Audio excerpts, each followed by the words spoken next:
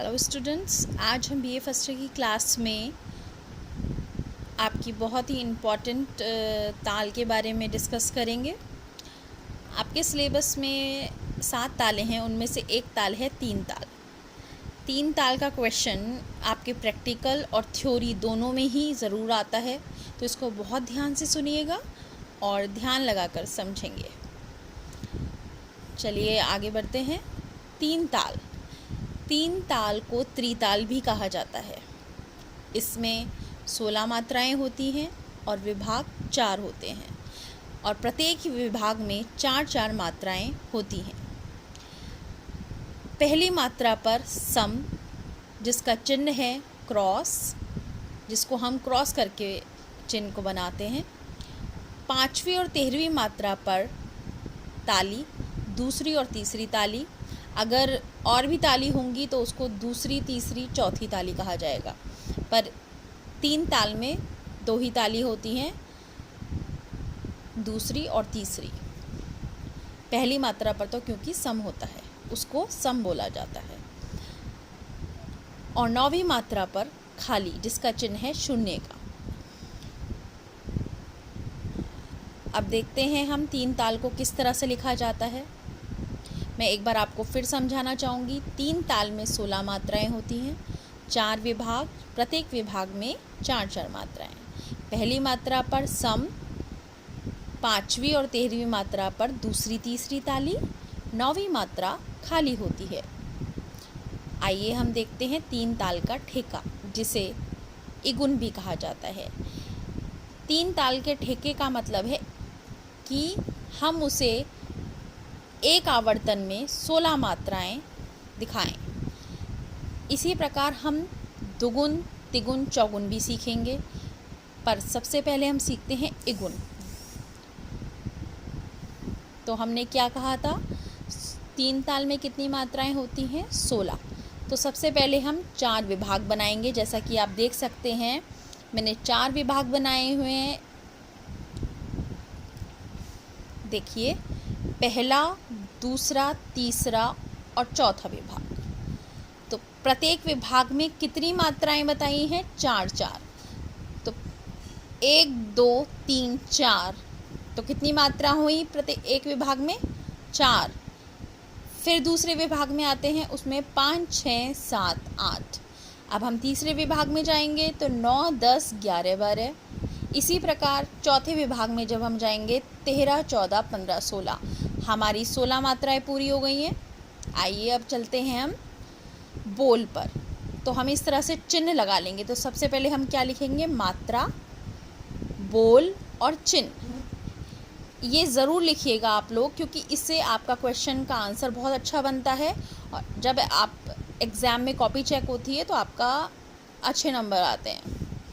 चलिए आगे बढ़ते हैं। बोल किस तरह से हैं 3 ताल के, मैं थोड़ा जूम करके दिखाती हूँ।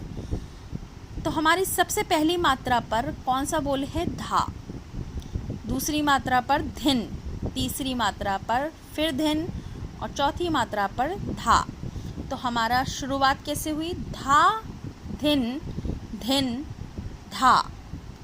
आगे बढ़ेंगे 5वीं मात्रा पर फिर धा, 6ठी मात्रा पर धिन, 7वीं मात्रा पर धिन, फिर 8वीं मात्रा पर धा। तो क्या बोल हुए? धा, धिन, धिन, धा। आइए अब 9वीं मात्रा पर चलते हैं। फिर से धा। अब हम यहाँ पे आ जाएगा, बोल बदल जाएगा। 10वीं मात्रा पर तिन, तिन, ता। 11वीं मात्रा पर भी तिन और 12वीं मात्रा पर ता। अब 13वीं मात्रा पर ता, धिन, धिन, धा। इस तरह से हमारी 16 मात्राएं पूरी हो जाती हैं 16 बोलों के साथ। अब इनके हम चिन्ह देखते हैं। जैसे कि मैं ऊपर बता चुकी हूँ, पहली मात्रा, हमेशा ये ध्यान रखिएगा, पहली मात्रा पर सम का निशान आता है, जो कि ये है क्रॉस का निशान। तो ये ध्यान रखिएगा कि कभी भी अगर आप इस तरह से ठेका लिख रहे हैं तो पहली मात्रा पर हमेशा सम का निशान आएगा।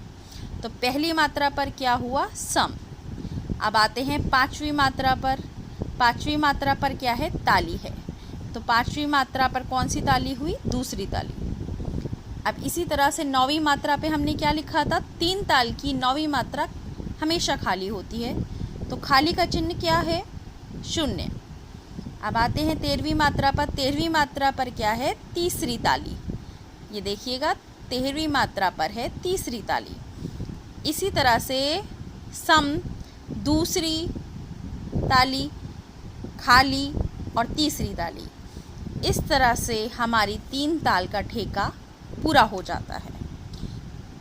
इसका मतलब एक आवर्तन में 3 ताल में 16 मात्राएं हमने पूरी कर ली हैं। मैं आशा करती हूँ आपको बहुत अच्छे से समझ में आया होगा। अगर आपको नहीं समझ में आया, आप मुझे कमेंट बॉक्स में कमेंट करके पूछ सकते हैं क्वेश्चंस। ठीक है स्टूडेंट्स, मैं एक बार आपके इसके बोल दोबारा बोलना चाहूँगी। 3 ताल को त्रिताल भी कहा जाता है। इसमें 16 मात्राएं होती हैं, 4 विभाग होते हैं, प्रत्येक विभाग में 4-4 मात्राएं होती हैं। पहली मात्रा पर सम, 5वीं और 13वीं मात्रा पर ताली, दूसरी और तीसरी ताली होती है, 9वीं मात्रा खाली होती है। तो 3 ताल के ठेका जिसमें एक आवर्तन में 16 मात्राएं दिखानी होती है। तो क्या बोल हैं इसके? धा, धिन, धिन, धा, धा, धिन, धिन, धा, धा, तिन, तिन, ता, ता, धिन, धिन, धा। मैं आशा करती हूँ आप लोग को सबको अच्छे से समझ में आया होगा। आप इसका अभ्यास ज़रूर घर में करिएगा, और अगर आपको समझ में नहीं आया है तो मैं आपको दोबारा समझाऊंगी। आप मुझे कमेंट बॉक्स में क्वेश्चन पूछ सकते हैं। हम आगे इसकी दुगुन सीखेंगे नेक्स्ट पार्ट में। Goodbye students.